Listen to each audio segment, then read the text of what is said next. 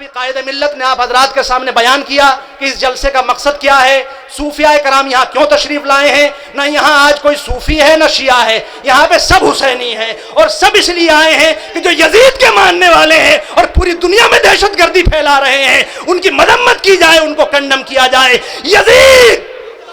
یزید یزیدیت یزیدیت تکفیریت آتنکواد دہشت گردی نعرہ حیدری۔ میں گزارش کر رہا ہوں جناب شاہ حسنین بقائی صاحب سے کہ وہ آئیں اور جو حضرات یہاں جو خانقاہوں سے متعلقین ہیں وہ تشریف لائے ہیں ان کے بارے میں ہمارے سامعین کو بتائیں۔ تمامی معزز سامعین السلام علیکم ورحمۃ اللہ تعالی وبرکاتہ۔ آج یہ جلسہ رچایا بسایا گیا ہے، ماشاءاللہ یہاں پر اجمیر بھی ہے، یہاں پر دہلی بھی ہے، یہاں پر کلیر بھی ہے، یہاں پر دیوا بھی ہے، یہاں پر صفی پور بھی ہے، اور ان سب کی قیادت کرتا ہوا یہاں پر مکن پور بھی ہے۔ عزیزان گرامی، یہ جلسہ اس لیے رچایا گیا ہے، اس لیے بسایا گیا ہے تاکہ ہم یہ اعلان کر سکیں، اعلان کر کے یہ بتا سکیں کہ کائنات میں صرف دو ایسی قومیں ہیں کہ جو آتنکواد کے خلاف اپنے سروں کو رکھتی ہیں، کبھی کربلا کے میدان میں، کبھی کسی جنگ میں۔ عزیزان گرامی، یہ جو صوفیاء کرام ہیں، میں ایک چھوٹی سی فہرست آپ تمامی حضرات کو، وارسی حضرات ہیں، یہاں پہ شاہی مینا سے بھی نمائندگی ہو رہی ہے، یہاں پہ شیخ سارنگ سے بھی نمائندگی ہو رہی ہے، یہاں پہ صفی پور سے بھی نمائندگی ہو رہی ہے، یہاں پہ خیر آباد شریف سے بھی نمائندگی ہو رہی ہے، یہاں پہ کلکتہ سے بھی نمائندگی ہو رہی ہے، یہاں پہ پٹنہ سے بھی نمائندگی ہو رہی ہے، یہاں پہ صفی پور کے قریب کانپور سے بھی نمائندگی ہو رہی ہے، اوریا سے بھی نمائندگی ہو رہی ہے، اٹاوا سے بھی نمائندگی ہو رہی ہے، اس کے آگے سہارنپور سے بھی نمائندگی ہو رہی ہے، اس کے آگے آپ چلے جائیے کلیر کی سرزمین صابر پاک سے بھی نمائندگی ہو رہی ہے، یہاں پہ آپ کہہ لیجئے ایسٹ ویسٹ ساؤتھ اور نارتھ سب کوئی یہاں پر موجود ہے، اور یہ صوفیاء کرام اور اہل تشیع حضرات کا نوعیت کا یہ پہلا جلسہ، انشاءاللہ پہلا یہ جلسہ اور اپنی ایتہاسک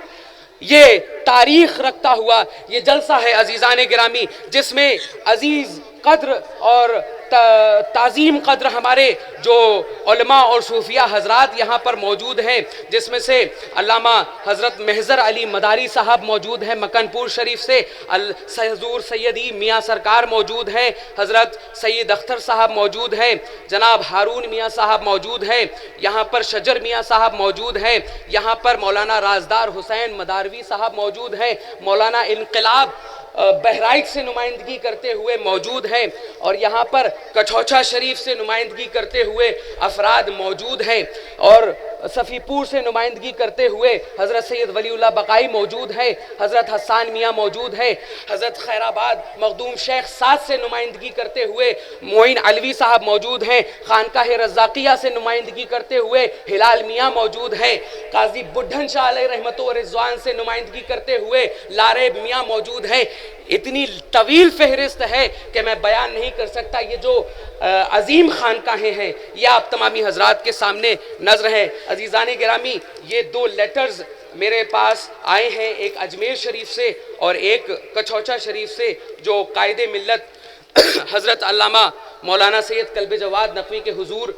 پیش کرتے ہیں کہ حضرت سید محی الدین اشرف سجادہ نشین و متولی آستانہ حضور سلطان سید اشرف جہانگیر سمنانی علیہ رحمت و رضوان یہ آپ کے سامنے التماس کر رہے ہیں کہ محترم المقام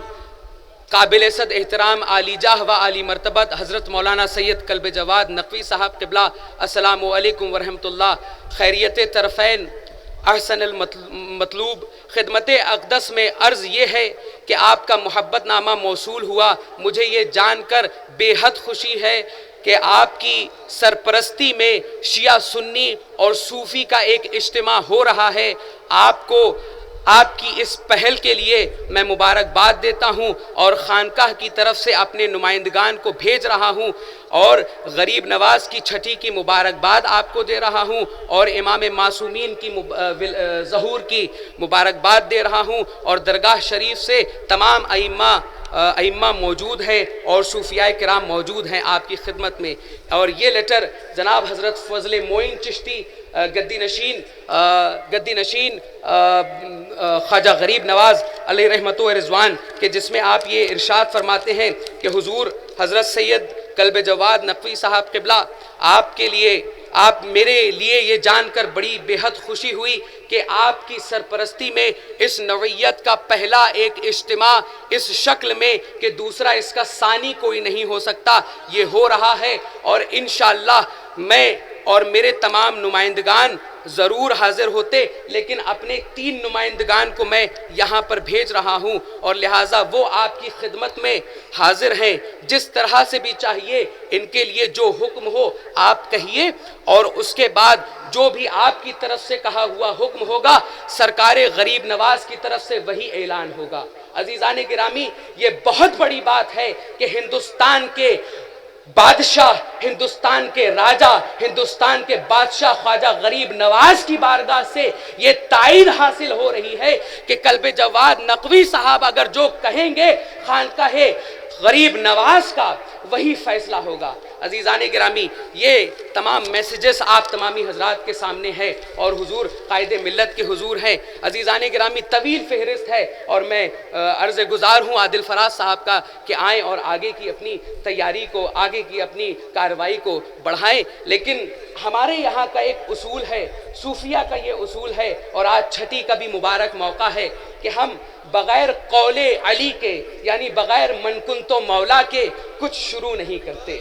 ہماری ابتدا بھی من کنتو مولا ہے، ہماری انتہا بھی من کنتو مولا ہے.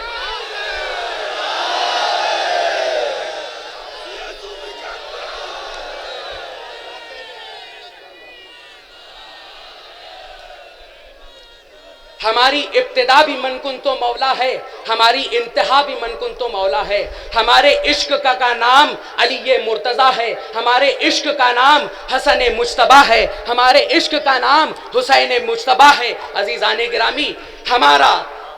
یہ جو ماننا ہے، ہمارا یہ جو عقیدہ ہے عزیزان گرامی وہی عقیدہ آپ تمامی حضرات کا بھی ہے. عزیزان گرامی کہنا یہ ہے کہ جس کا عقیدہ غدیر پر نہیں رہا، آتنکوادیت دہشت گردی اسی کے اندر پنپی ہے.